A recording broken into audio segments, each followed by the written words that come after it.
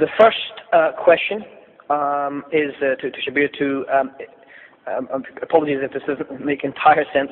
If they interpret songs on songs as Muslims to prove Muhammad as a prophet said by Moses, then can they accept if Ahmadiyya would interpret this particular verse for them and provide Mirza Qadian as a prophet?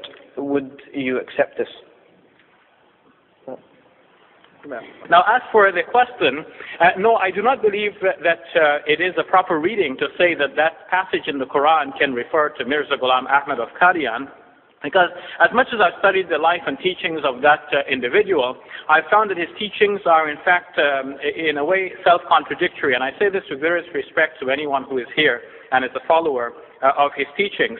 But that is my view after careful study of his life and teachings, because he places himself as a follower of the Prophet Muhammad, and it is very clear that Muhammad is the seal of all of the prophets, as is said in the Quran in Surah 33, verse number 40, and it's said in many of the sayings which are authentically attributable to him. He is the Khatamun Nabiyyin, La Nabiyya Ba'di, he says, I'm Aqib, the last one, and so on. All of these point to the fact that he is the last prophet. Now, if someone else claims to be another prophet and still claims to be a follower of this man, it seems that the claim of the latter is self-contradictory, and for that reason, it cannot therefore be true.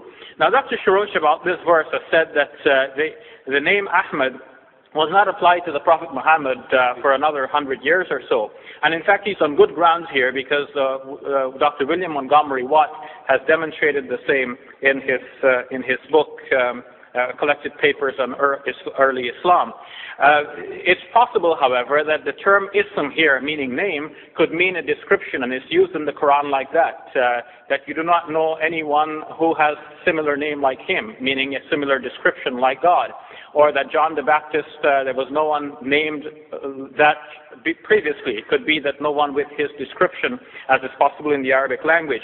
It is then feasible that in that Quranic passage, what is being said is that Jesus spoke about the one to come after him, whose description will be the praised one.